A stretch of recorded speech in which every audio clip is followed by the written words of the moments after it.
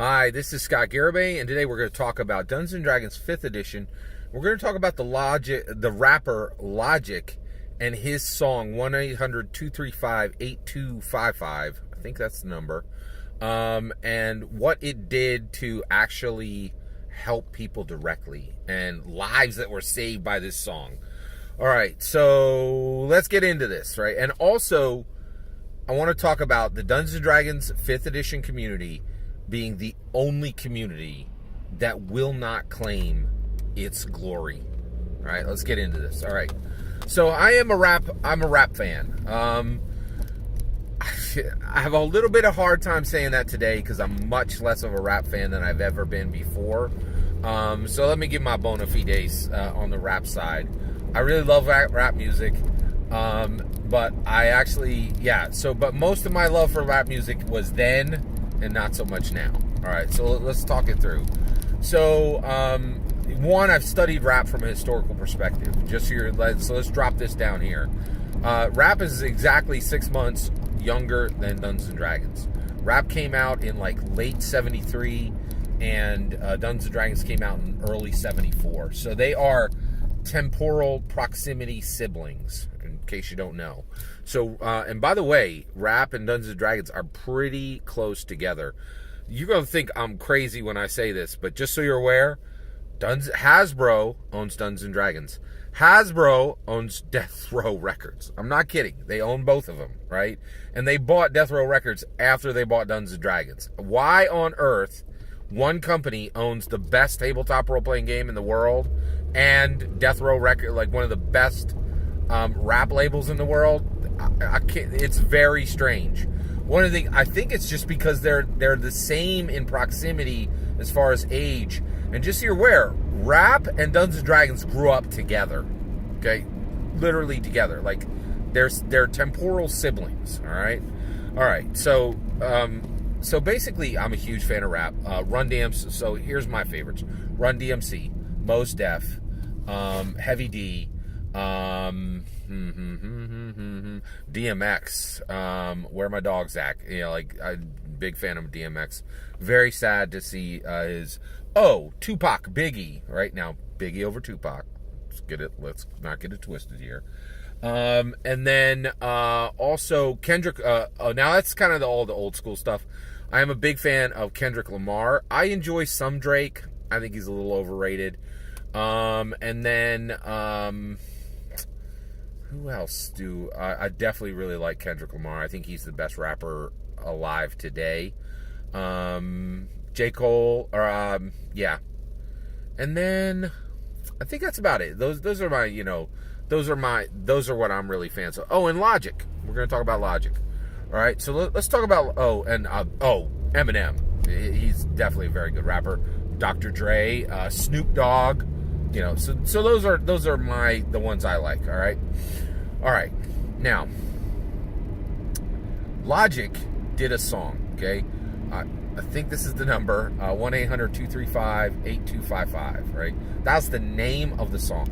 Okay, now what the heck is that number, and why did Logic do this song? First of all, I think he did it like maybe 5 years ago. Right. And the reason why we're talking about it today is they just did a statistical analysis of Logic's song. And the reason why is Logic's song is a hotline, right? It is the number for a national hotline in the U.S.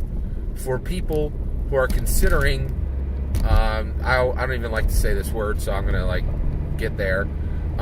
So let's say that I'm living today, right? But I don't want to be living tomorrow. People who have that problem, people who've struggled with this, to give context, Robin Williams, okay? Anthony Bourdain, right? That's the kind of hotline we're talking about, okay? All right, so Logic does a song, and in the song, he sings the number for this national hotline, okay? So people who, hey, they're alive today, but they don't want to be living tomorrow, and maybe they want to take action for that, right? That kind of hotline. He did this song. It's a rap song. It's just a rap song, okay? That's all it is, just a rap song, okay? They did the numbers, all right? and scientifically came at it and said, through data analysis, it is expected that Logic's, so when Logic did this song, it spiked up a certain number of, like, considerably. The calls to the line went way up, okay? And by the way, the people who have this problem, if they call the line, it generally helps, right? So if you have this problem and you call the line, you're often going to get the help you need, and it's going to take numbers off of the people who choose to take that action, right? So basically, when Logic spiked the numbers, right, up on this, for this hotline, they did the math, and through the data analysis, it is expected that Logic saved 245 lives. All right, so he spiked the numbers up so high, people who had the problem called in, and they're constantly trying to get people to call this number. And by the way, a lot of people are saying since the March 2020 problem is up, this problem is up, right? So if people call the number, they don't take the action, and everything works out better for everyone, right? So basically, Logic, a rapper, does a song with a important hotline on it, and this problem where people are alive today, they don't want to be alive tomorrow, and then people on the line help to stop this problem. So they're saying that Logic saved 245 lives. Okay, that's what the science is saying. The data analysis is saying that. The numbers are saying that. Right now, let's talk about this. Right, so this gets reported on. I listened to this on the New York Times Audio Digest, and I was like, wow, that's pretty crazy, right? That's a really important benefit, right? So immediately people were saying, hey, rap music is beneficial for society, right? Like, because, some rap music can be beneficial for society, and certainly Logic's rap music. If 245 people are alive today, and they expect that those 245 people would not be alive if Logic did not take that action and release that song, that's saying that, a certain subset of that a rapper can save lives and change the world, right? If there's 250 people, 45 people alive today, that changes the world, right? Like, changes the world for thousands of people that know those people, right? Like, most people have a circle of friends and associates and family that is generally about 150 people. Like, so you're talking thousands of people, right? And those people have, this positive circumstance where the person is, there isn't all this grief and remorse, and so it's huge. It's a huge change, right? So now here's the kicker, right? Immediately people are like, hey, Logic fans and rap fans are like, hey, our music can change the world. And actually, the rap community has been saying that for years, right? Like, they've been saying that for decades. They're like, rap changed the world, right? It has a benefit, it is beneficial for people, right? And so here's my concern, right? So basically, Logic does a song, and the rap community doesn't have any problem owning the glory that comes with that success. But we, as the Dungeons & Dragons 5th edition community, are very hesitant to say, oh yeah, 100%, Dungeons & Dragons 5th edition can change the world, right? Our game makes, I'm the only one saying this, right? I think Dungeons & Dragons 5th edition is the now echo of Gary Gygax's true legacy, which is Unbound Identity, Unbound Immersion, right? So Unbound Identity is, you are not, no one person is trapped any longer in a single life. You can have as many lives as you wish, and those lives, they don't have to be your gender, they don't have to be your preference, they don't have to be your age, they don't have to be your species. Like, these are truly unbound. You can live, they don't have to be your wealth status, they don't have to be your education status. Like, these lives really allow you to live this unbound identities, right? Unbound immersion. We can tell stories that aren't I live next to a blighted city, and it's really frustrating. We've been waiting for decades, huge projects go up, and yet the place, it doesn't seem to get better, right? And there are young men and young women who are, very much, it's incredibly difficult for them to get out of this city, right? But with Unbound Immersion, they have the ability to tell stories exactly the way, the most privileged Hollywood directors can, right? And they can tell stories for their families, their friends, for people who come to their table. They can tell these life-transforming stories, and they can say, hey, you're a wizard, you're a fighter, you're a dragon slayer, you are powerful, you are educated, right? You have resources, you have power, right? And it's transformative. It's not escapism, it's expansion, right? It's telling people you can be more than you are, right? And at this table, you're going to be a hero. But when the game is done, the double-sided mirror that is Dungeons & Dragons 5th edition will look you in the eye and say, can you be a hero in real life too, right?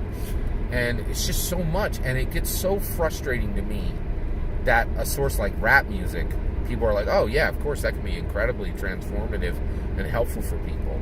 But we, on the Dungeons & Dragons 5th edition community, we don't want to own this. We're like, oh, no, please, we're just a game.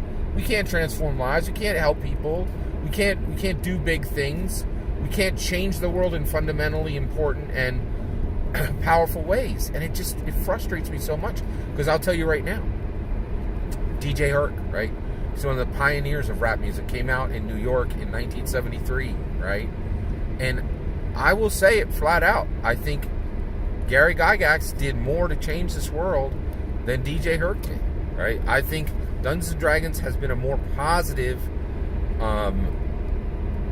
it has been a far more positive influence and impact on our culture in America than rap music. It just flat out.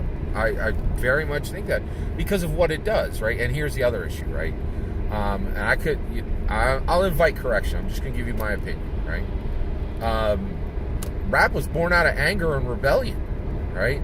And that anger and rebellion that drove it, there are a lot of people today who are questioning if that's still here, right?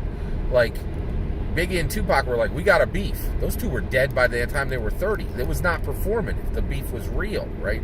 They were angry, and there was a lot of rebellion in the mix, right? And the reality is, Public Enemy. Like, you just look at the title of one of their songs, right? Like, there was real anger and real drive there. And right now, like, what's happening now? DaBaby's, laying down a hook on Dua Lipa's latest banger. Right? Like, that ain't, that's not coming. The energy is gone, right? Like, Kendrick Lamar, he's got some good bars and all, but, like, it just ain't what it was. And right now, I think a lot of people are like, is rap still a thing? Or, because it definitely seems to be tamping down and changing into something that really isn't rap, right? So, that's my take. So here's the thing. This is what I'm saying, right? Logic saved 245 lives, right? And the rap community is willing to own that. They're willing to take the glory and say, yes, what we do is transformative. It can change lives, and it's important. Why won't we grab our glory as the D&D 5th edition and say, we have the ability to transform lives. We have the ability to make this a better world. What we do is powerful, is important, perhaps more powerful, more important than rap music or any other cultural force in America today. Right? Like, I just don't understand why I'm the only one that is willing to say what we do can absolutely change lives, and it's worth every minute given to it by anybody on this planet, right? And definitely here in America, for where it was born, it's worth people's time. Not as just another game like they're playing Monopoly, but as something as a self-improvement engine, right? As a new innovative narrative engine. Unbound Identity, Unbound Immersion is real, and I'm waiting for others to claim the glory. If Logic can, if people would say Logic saved 245 lives, why can't we claim what we've done, right? That's my point.